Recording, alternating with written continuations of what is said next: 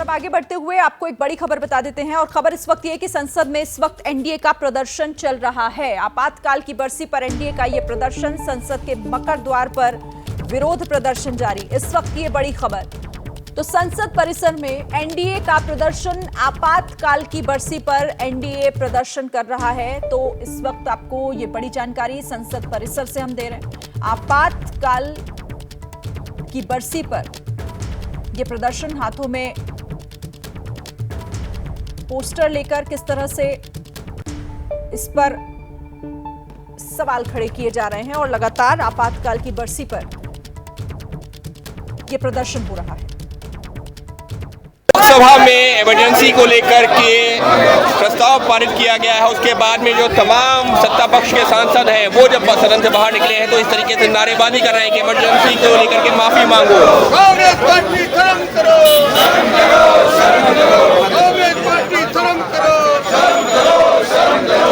Emergency के लिए माफी मांगो, इमरजेंसी के लिए माफी मांगो, इस तरीके के लगातार नारे लगाए जा रहे हैं। और ये सारे जो सत्ता पक्ष के सांसद जो लगातार इनका यही कहना है कि जो सदन से प्रस्ताव पारित हुआ था उस दौरान विपक्ष लगातार नारेबाजी कर रहा था और उसी को लेकर के अब इमरजेंसी का एक बार फिर से जिक्र हुआ है कि आज से 50 साल पहले जिस तरह से देश में इमरजेंसी लागू की गई थी उसका जिक्र हुआ है सदन में और उसको लेकर के प्रस्ताव भी पारित हुआ है। लोकतंत्र की हत्या के लिए शर्म करो, लोकतंत्र की हत्या के लिए शर्म करो।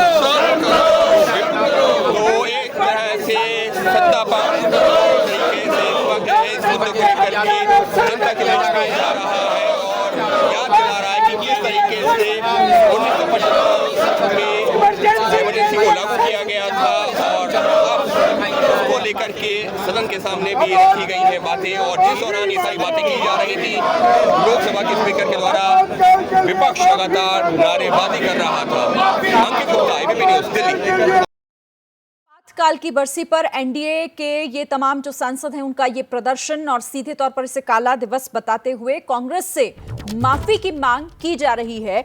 और इस पर बात करने के लिए हमारे साथ दो सहयोगी जुड़ गए हैं। जैनेंद्र हमारे साथ हैं और अंकित गुप्ता भी सीधा हमारे साथ जुड़ गए हैं। सबसे पहले अंकित, आप ही के पास आते हुए, क्योंकि सरकार को कई मुद्दों पर घेर रहा है विपक्ष, लेकिन अब इस मामले को लेकर सीधे माफी मांगने की मांग कर रहे हैं एनडीए के नेता कि कांग्रेस को इस पर देश से माफी मांगनी चाहिए। जी बिल्कुल, देखिए लोकसभा स्पीकर ने जैसे ही अपना ये जिम्मेदारी संभाली है और जो कामकाज शुरू हुआ, सबसे पहले यही प्रस्ताव पारित हुआ कि आज से 50 साल पहले जैसे देश के ऊपर इमरजेंसी थोपी गई थी, लोगों के अधिकार छीने गए थे, उसको लेकर के माफी मांगनी चाहिए। और जब ये प्रस्ताव पारित हो रहा था सदन में 2 मिनट का मौन रखने की भी बात हुई थी, लेकिन विपक्ष के जो तमाम नेता थे वो लगातार नारेबाजी कर रहे थे, वो जो है सत्ता पक्ष के ऊपर सवाल खड़े कर रहे थे और इसी वजह से 2 मिनट का मौन रखने की बात तो जरूर कही गई, लेकिन वो पूरा जो है 2 मिनट का मौन भी नहीं हो पाया क्योंकि सदन में एक तरफ सत्ता पक्ष था जो इमरजेंसी को लेकर के जो उस तत्कालीन जो प्रधानमंत्री थी गांधी उनको कटघरे में खड़ा कर रहा था, तो विपक्ष लगातार नारेबाजी कर रहा था और मौजूदा दौर में संविधान खतरे में है, इस तरीके के जो नारे लगा रहा था।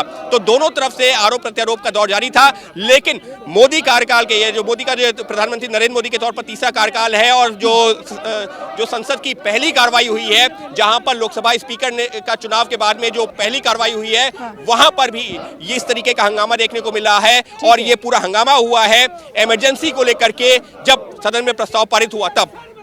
जी बिल्कुल, आप रहिए हमारे साथ। जैनेंद्र का रुख कर लेते हैं। जैनेंद्र, अब विपक्ष को तो सीधे तौर पर, मतलब कांग्रेस को सीधे तौर पर घेरता हुआ यहाँ पर एनडीए पूरा दिखाई दे रहा है, क्या काट निकाली जाएगी कांग्रेस की तरफ से इसकी? बिल्कुल, देखिए कांग्रेस पार्टी जो है वो ये जवाब दे रही है कि जब इमरजेंसी पहले लगी थी उसके बाद तो कई चुनाव हो गए, उस पर खेद भी जता दिया गया और इसके बाद जनादेश भी कांग्रेस को मिला कई बार, लेकिन कांग्रेस का आरोप है कि बीते 10 सालों से अघोषित इमरजेंसी लगी हुई है और 2 मुख्यमंत्री जेल में हैं, तो ये आरोप और प्रत्यारोप चल रहा है। कांग्रेस पर इमरजेंसी लगाने का आरोप लगाया जा रहा है बीजेपी के द्वारा, तो कांग्रेस पलटवार में कह रही है कि फिलहाल देश में अघोषित इमरजेंसी लग रही है। देखिए, जैसा अंकित भी बता रहे थे कि कांग्रेस ने लगातार कुछ समय से संविधान खतरे में है का नैरेटिव चलाए रखा ऐसे में जब की नई लोकसभा गठित हुई है, स्पीकर चुना गया है, बीजेपी को एक मौका मिला, चूंकि इमरजेंसी की बरसी भी पड़ रही थी, तो इसको लेकर के जो है वो बीजेपी ने प्रस्ताव पारित किया, बाकायदा मौन रखा और एक तरीके से कांग्रेस को आईना दिखाया कि आप हमें संविधान के मसले पर घेरते हैं, इमरजेंसी तो आपने लगाया। तो ये पूरी सियासत हो रही है, संविधान सियासत इस पर जारी है और लगातार इसे लेकर सवाल खड़े किया जा रहा है। ठीक है, आप दोनों का बहुत शुक्रिया इस पर बात करने के लिए। तो देखिए, प्रदर्शन एनडीए का लगातार जारी है और एनडीए के सांसद कांग्रेस को घेरने के लिए संसद परिसर में इकट्ठा हो गए हैं। तो इससे पहले आज ही स्पीकर चुने गए ओम बिरला ने सदन के अंदर आपातकाल की निंदा की, जिस पर विपक्ष ने सदन में विरोध भी किया, हंगामा किया। आइए सुनिए ओम बिरला आपातकाल पर क्या बोले।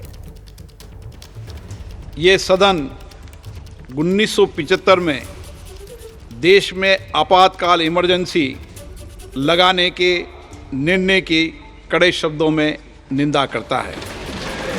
इसके साथ ही हम उन सभी लोगों की संकल्प शक्ति की सराहना करते हैं जिन्होंने इमरजेंसी का पुनर्विरोध विरोध किया, अभूतपूर्व संघर्ष किया और भारत के लोकतंत्र की रक्षा का दायित्व निभाया। भारत के इतिहास में 25 जून 1975 के उस दिन को हम हमेशा काले अध्याय के रूप में जाना जाएगा। इस दिन तत्कालीन प्रधानमंत्री श्रीमती इंदिरा गांधी ने देश में इमरजेंसी लगाई और बाबा साहब अम्बेडकर द्वारा निर्मित संविधान पर प्रचंड प्रहार किया था। भारत की पहचान पूरी दुनिया में लोकतंत्र की जननी के तौर पर है।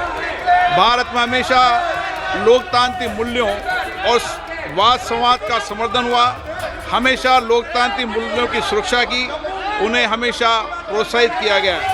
ऐसे भारत पर श्रीमती इंदिरा गांधी द्वारा तानाशाही थोप दी गई, भारत के लोकतांत्रिक मूल्यों को कुचला गया और अभिव्यक्ति की आज़ादी का गला घोटा गया। इमरजेंसी के दौरान भारत के नागरिकों के अधिकार नष्ट कर दिए गए, नागरिकों से उनकी आज़ादी छीन ली गई। ये वह दौर था जब विपक्ष के नेताओं को जेल में बंद कर दिया गया, पूरे देश को जेल खाना बना दिया गया। तब की तानाशाही सरकार ने मीडिया पर अनेक पाबंदियां लगा दी गई थी, न्यायपालिका की स्वतंत्रता पर अंकुश लगा दिया गया था। इमरजेंसी का वह समय हमारे देश के इतिहास में अन्याय काल का एक काला खंड था।